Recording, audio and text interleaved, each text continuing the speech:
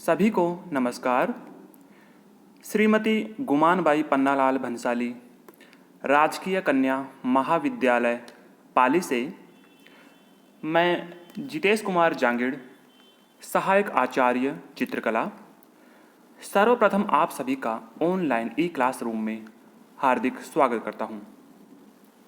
आज का हमारा अध्ययन का विषय है आनंदम, जो सत्र 2020-21 में बीए व बीकॉम की प्रथम वर्ष की कक्षाओं में संचालित किया गया है। अगले वर्ष यह विषय अगली कक्षाओं में क्रमोन्नत किया जाएगा। इस विषय से संबंधित पूर्व में भी मैंने कुछ भाग विद्यार्थियों को प्रेषित किए थे, जिससे कि आनंदम विषय को समझने में काफ़ी आसानी या सहायता मिली। इसके पश्चात कुछ विद्यार्थियों ने मुझसे निवेदन किया कि सर, आनंदम विषय की परियोजना की जो रूपरेखा है और परियोजना की वार्षिक रिपोर्ट है, उस पर भी वीडियो तैयार करें, जिससे कि हमें परियोजना की रूपरेखा व वार्षिक रिपोर्ट तैयार करने में आसानी होगी। इसी को ध्यान में रखते हुए मैंने आज विशेष रूप से यह वीडियो तैयार किया है, जो परियोजना की रूपरेखा अर्थात सिनॉप्सिस कैसे तैयार करते हैं पर आधारित है।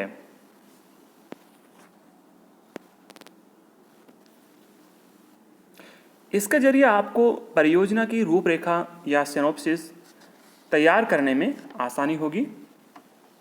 जैसा कि मैंने आपको पूर्व के भाग में बताया था कि परियोजना की रूपरेखा हेतु वार्षिक पद्धति में 20 अंक निर्धारित है और जिसका बहुत महत्व है। तो चलिए शुरुआत करते हैं परियोजना की रूपरेखा से।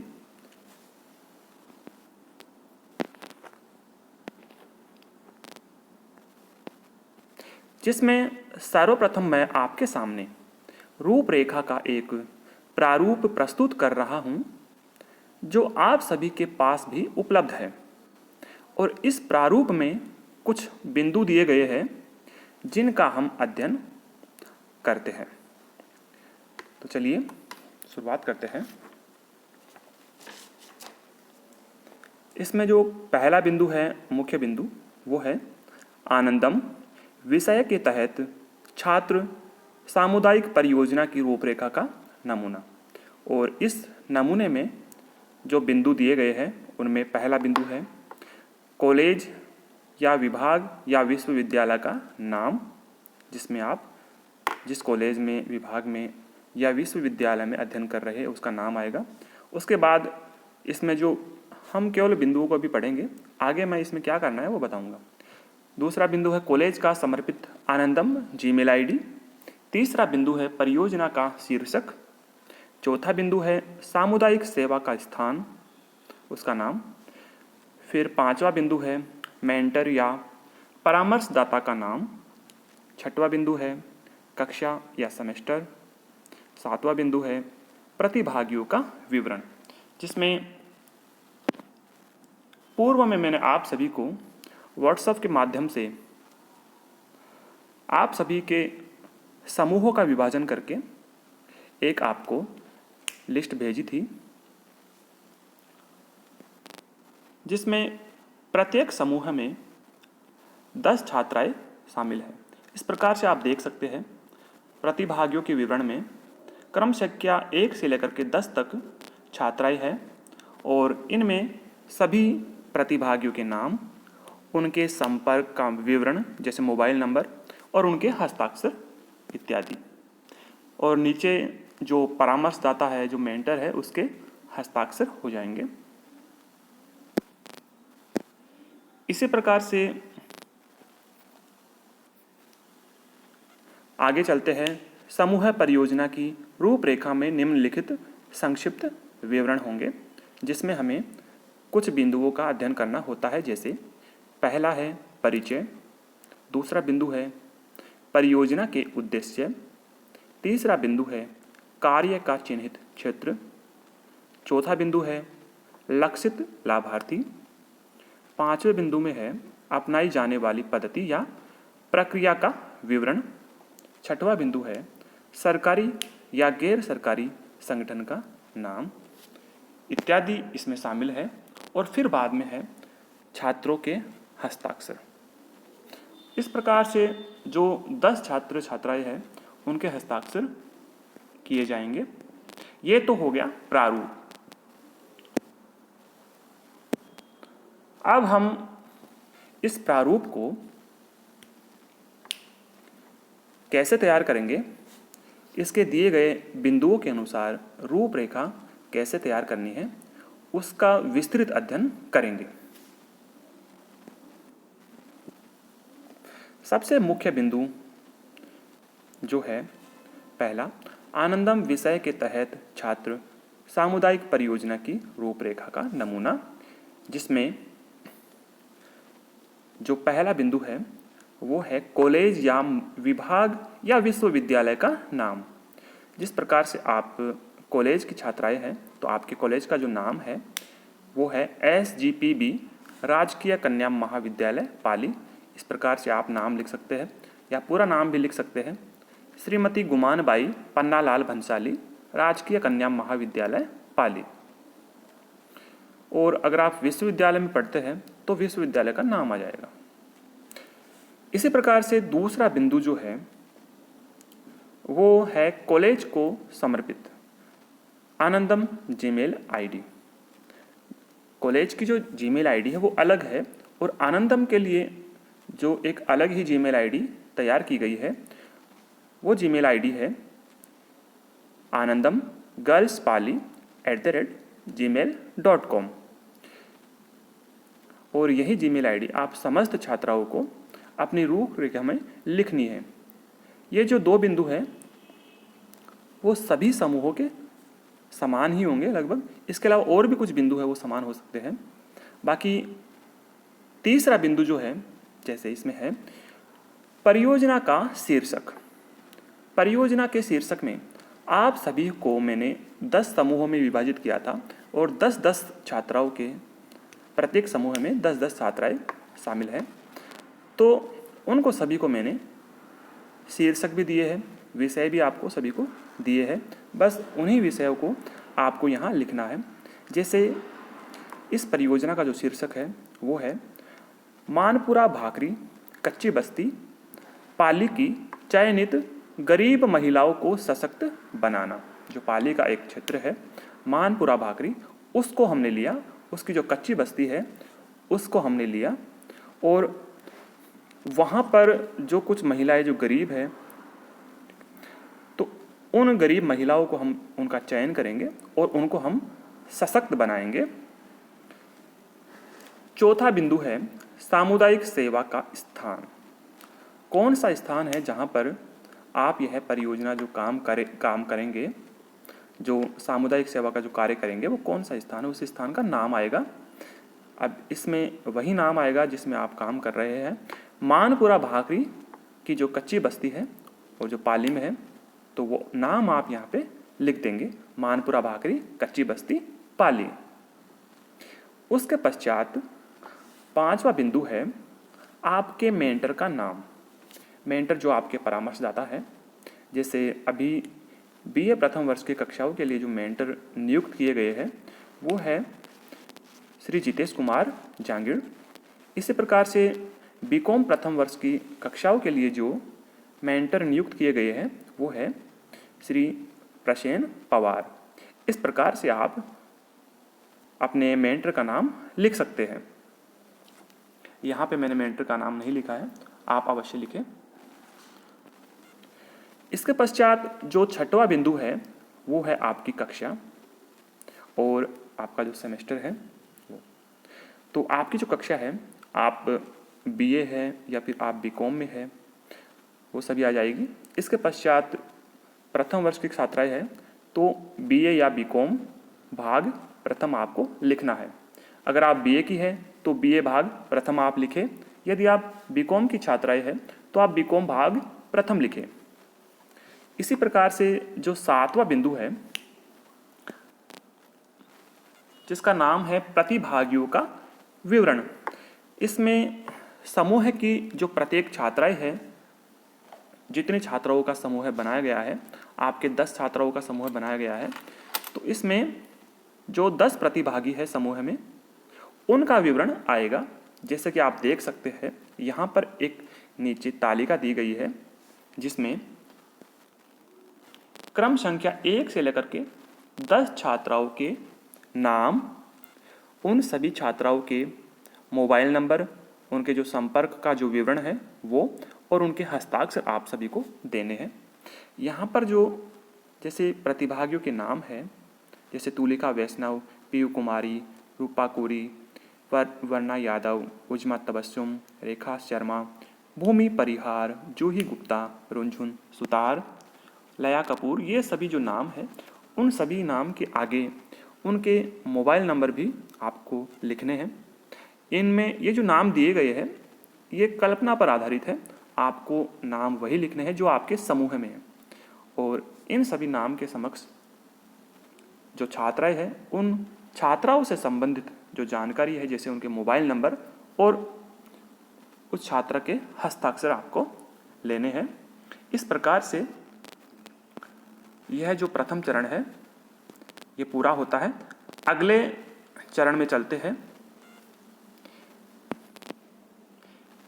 और इसको पूरा करने के बाद अंत में मेंटर के जो हस्ताक्षर है वो भी किए जाएंगे। अगले चरण में हम पढ़ेंगे समूह परियोजना की रूपरेखा में निम्नलिखित संक्षिप्त विवरण होंगे। सबसे पहला बिंदु है परिचय। तो चलिए, परिचय में हमें क्या देना है। आनंदम एक नया विषय है जिसे वर्तमान सत्र 2020-21 में स्नातक प्रथम वर्ष एवं स्नातकोत्तर पूर्वार्ध के पाठ्यक्रम में सामुदायिक सेवा के कार्यों में प्रत्येक छात्र को संलग्न करने के उद्देश्य से प्रारंभ किया गया है। यह समूह परियोजना आनंदम की भावनाओं को ध्यान में रखते हुए शुरू की गई है। बीए भाग प्रथम की 10 छात्राओं ने वर्तमान सत्र 2020-21 से इस परियोजना पर एक साथ काम करेगी, जिसका उद्देश्य, अब आपको इसमें परिचय में ये समस्त जो बातें हैं लिखनी है, आपकी शीर्षक से संबंधित भी बातें लिखनी है। ये तो कुछ बातें जो है वो कॉमन आ गई, लेकिन अब आपकी जो शीर्षक, जो आपका जो मुख्य उद्देश्य है जिसको लेकर के आप काम कर रहे हो, उसका कुछ विवरण इसमें देना है। जिसका उद्देश्य पाली के मानपुरा भाकरी क्षेत्र की गरीब महिलाओं के जीवन में सकारात्मक सामाजिक परिवर्तन लाना है। ये तो हो गया आपके विषय से संबंधित बात। आगे क्या है, छात्राओं के समूह ने परियोजना के उद्देश्यों को पूरा करने के लिए 50 गरीब महिलाओं का चयन किया जो बुनियादी रूप से साक्षर थी। इसमें मुख्य रूप से जिन्होंने बुनियादी शिक्षा ले रखी है, थोड़ी बहुत उन्हें पढ़ाई लिखाई आती है, उन 50 गरीब महिलाओं का एक समूह ने 10 छात्राओं ने चयन किया। इसका उद्देश्य चयनित महिलाओं को लेखांकन, इंटरनेट का प्रयोग और व्यक्तिगत वित्तीय प्रबंधन जैसे विभिन्न प्रकार के कौशल प्रदान करके सशक्त बनाना है। अब ये जो कच्ची बस्ती की जो गरीब महिला है, जो थोड़ी बहुत शिक्षित है, उनको कुछ कार्य हमें सिखाने हैं जिनके माध्यम से वो सशक्त बनेगी। जैसे व्यक्तिगत वित्तीय प्रबंधन है इत्यादि। जैसे इसमें वित्तीय प्रबंधन जो है वो एक घर या फिर एक परिवार की पहली आवश्यकता है, क्योंकि रोटी कपड़ा और मकान जैसी आधारभूत जो आवश्यकताएं है वो इसी पर निर्भर करती है। जो दिन या महीने की जो आमदनी होती है और उसमें जो खर्चे होते हैं उसमें संतुलन को बनाती है। ठीक है, आमदनी अगर कम है और खर्चे ज़्यादा है तो संतुलन बिगड़ जाता है। तो आमदनी और जो खर्चा है उसमें भी संतुलन, एक बैलेंस होना चाहिए। इसके लिए वित्तीय प्रबंधन जो है वो आवश्यक है। वस्तु को महंगे दाम में बेचकर या कम उत्पादन वाली जो वस्तु है उसको अधिक लागत में बेचकर मुनाफा कमाना, ये सब बातें मतलब कुछ हम उनको सिखा सकते हैं किस प्रकार से वित्तीय प्रबंधन किया जा सकता है। इसमें है जैसे लेखांकन है, तो लेखांकन में जो वित्तीय प्रबंधन के जो समंक है, जो गणितीय आंकड़े हैं, उनको हम उसमें संग्रहित करते हैं या फिर उनका लेखा जोखा इसमें किया जाता है और उसमें वित्तीय लेन देन को क्रमबद्ध रूप से लेखाबद्ध किया जाता है। ये तो हो गया वित्तीय और लेखांकन संबंधी जो कार्य। इसके अलावा इंटरनेट का जो प्रयोग है, आप सभी को पता है कि आज इंटरनेट से हम विभिन्न प्रकार की ऑनलाइन पेमेंट वगैरह करते हैं। ऑनलाइन विभिन्न प्रकार की जानकारी विभिन्न प्रकार की वेबसाइट के ऊपर पहुंच करके हम बहुत सारे कार्य जो है वो आसान तरीके से कर सकते हैं। ऑनलाइन शॉपिंग वगैरह, तो बहुत से इंटरनेट संबंधित जो कार्य है वो उनको हम सिखा सकते हैं। उद्देश्य यह है कि इस प्रशिक्षण से इन महिलाओं को अपने छोटे व्यवसायों की स्थिरता में सुधार करने में मदद मिलेगी। अब ये छोटे व्यवसाय या छोटे उद्योग कौन से है? इन क्षेत्रों में जो छोटे व्यवसाय है जैसे पोल्ट्री फार्म, मछली पालन, दूध सेंटर या फिर पानी की सप्लाई है, खुदरा की दुकान खोल ली या फिर आटा चक्की लगा रखी है, थ्रेशिंग मशीन लगा रखी है और तेल की मिल है इत्यादि, ये जो छोटे उद्योग है, छोटे जो व्यवसाय है ना, तो इनकी स्थिरता में सुधार करने में इनको मदद मिलेगी और उन्हें अधिक आर्थिक स्वतंत्रता मिलेगी। आर्थिक रूप से भी ये महिलाएं स्वतंत्र होगी, सशक्त होगी। अगला बिंदु है परियोजना के उद्देश्य। परियोजना के उद्देश्य, इस बिंदु में मानपुरा भाकरी कच्ची बस्ती पाली की गरीब महिलाओं की दैनिक जीवन की चुनौतियों को समझना, मतलब दैनिक जीवन में उनको कौन कौन सी समस्याओं का सामना करना पड़ता है, उनको ये जो छात्राएं हैं समूह की वो पहले समझेगी। उसके पश्चात उन्हें विभिन्न प्रकार के उद्यमिता कौशल सिखाना, जैसे कि मैंने ऊपर जिक्र किया था, लेखांकन, इंटरनेट का प्रयोग और व्यक्तिगत वित्तीय प्रबंधन, ये सभी जो कौशल के जो कार्य है वो उनको सिखाए जाएंगे। यह परियोजना का उद्देश्य है। तीसरा है महिलाओं को अपने छोटे व्यवसायों की स्थिरता में सुधार करने और उन्हें आर्थिक रूप से स्वतंत्र बनाने में मदद करना। इस प्रकार से ये 3 उद्देश्य इसमें दिए गए हैं। आप सभी को अपने विषय से संबंधित जो मुख्य उद्देश्य है वो लिखने हैं। इसके पश्चात तीसरा बिंदु है कार्य का चिन्हित क्षेत्र। आप जिस क्षेत्र में कार्य कर रहे हो उस क्षेत्र का नाम आएगा मानपुरा भाकरी कच्ची बस्ती पाली। हमारा जो क्षेत्र है वो मानपुरा भाकरी कच्ची बस्ती है, पाली जिले की।